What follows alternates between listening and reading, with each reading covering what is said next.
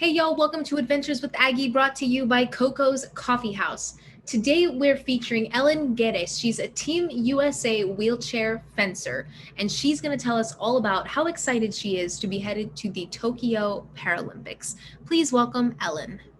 Ellen, how are you doing today? Great. Thank you so much for asking.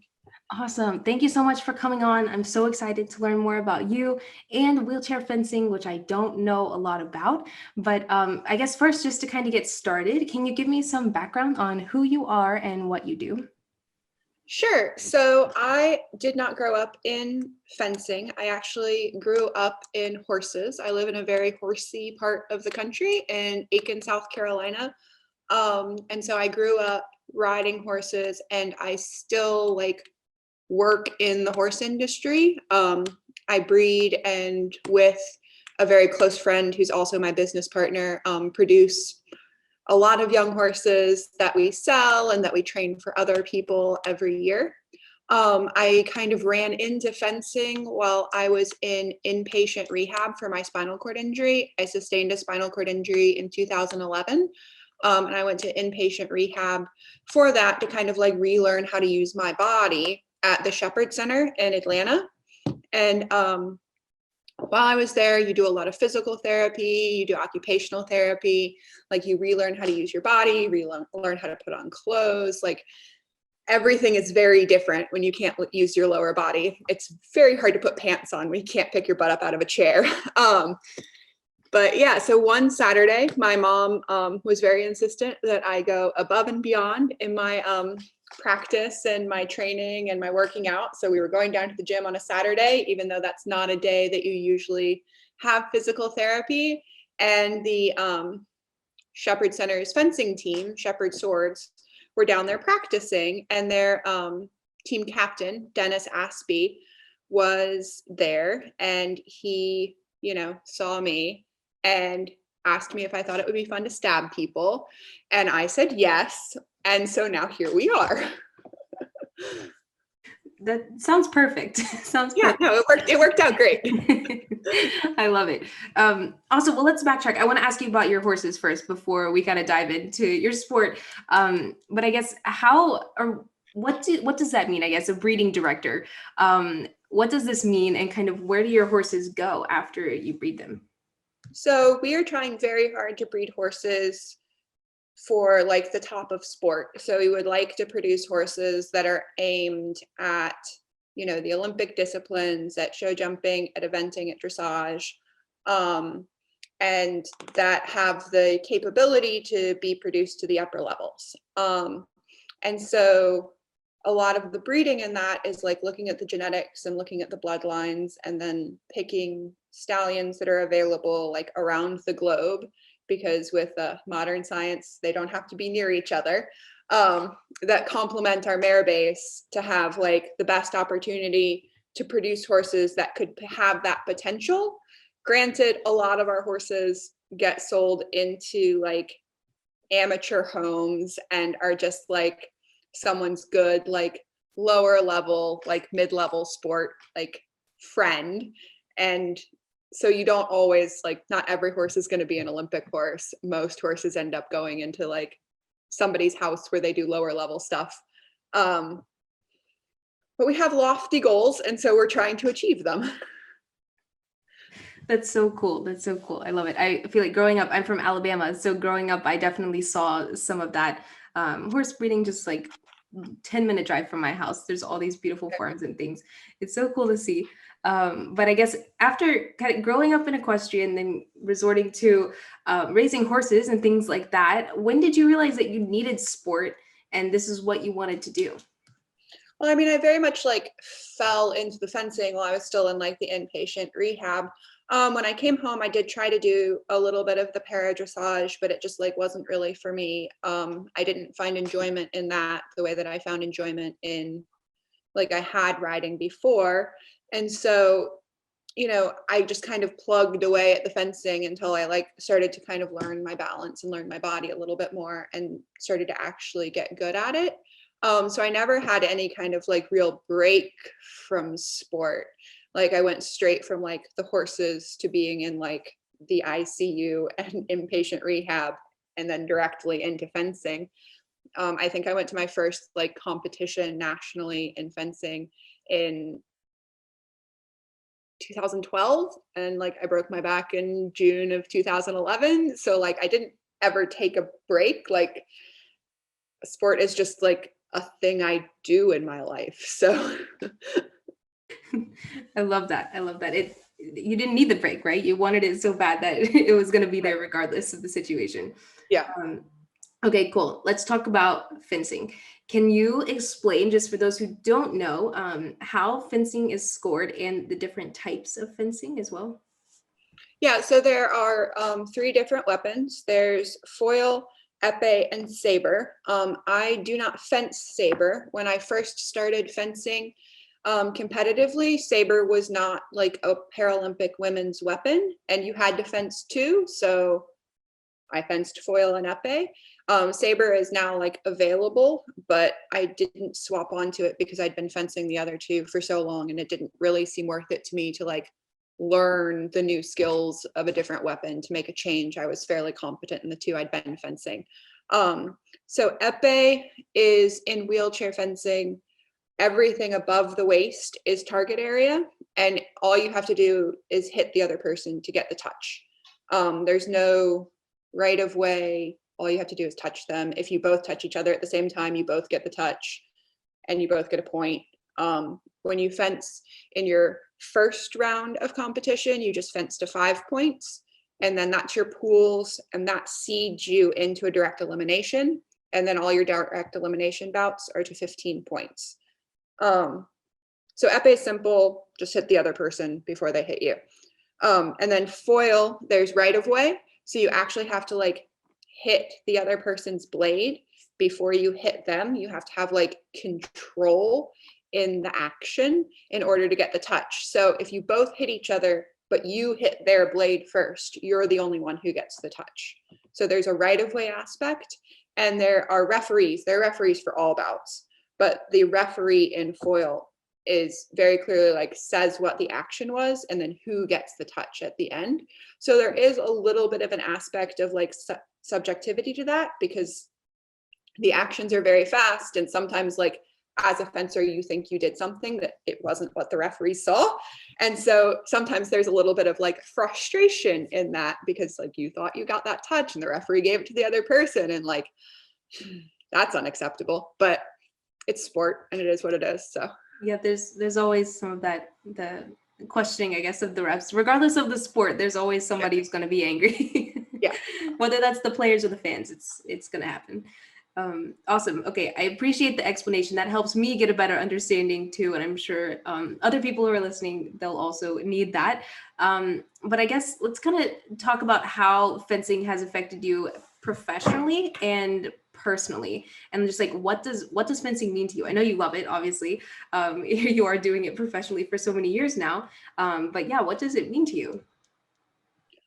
So I have like really missed it this past year, and get to go to the competitions, and like they're very large competitions. There's like, I don't know, 300 or 400 people there at each one. And I get to travel internationally almost every month, and just like gaining skills and getting more and more competent in something, and like becoming more and more successful at it, like making forward progress is something that I really appreciate in my life.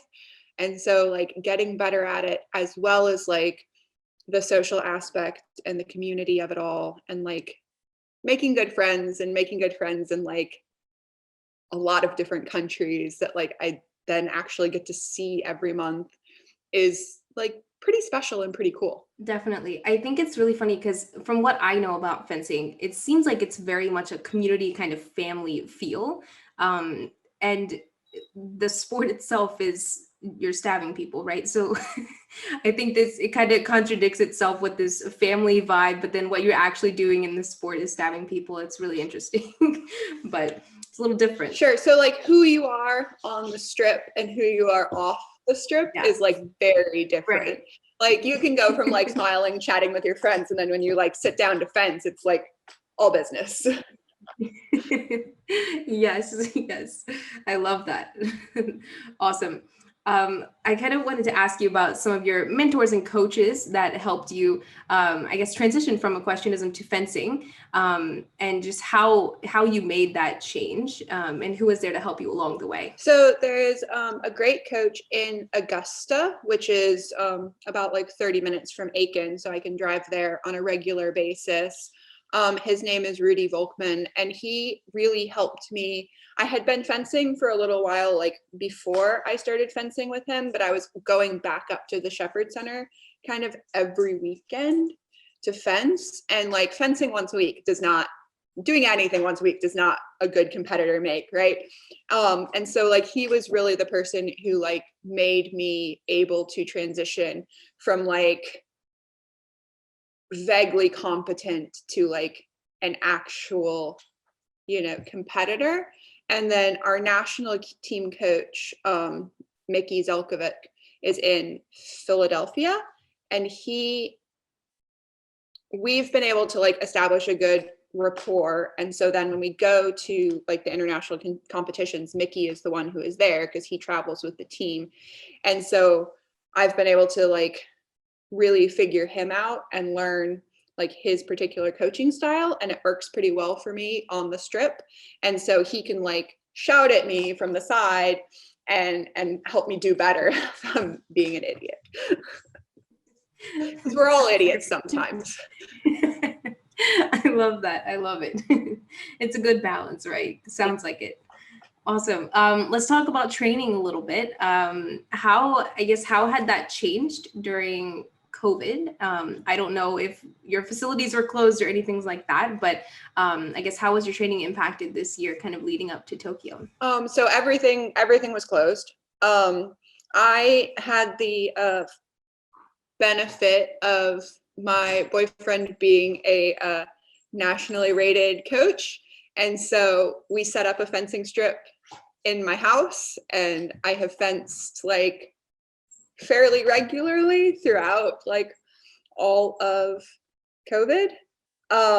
So like I've definitely really missed like going to the club in Augusta and getting to bout with other people and get like the focused lessons from Rudy. And I missed being able to like go to Philly and get like the like intensive training from the national team coach from Mickey.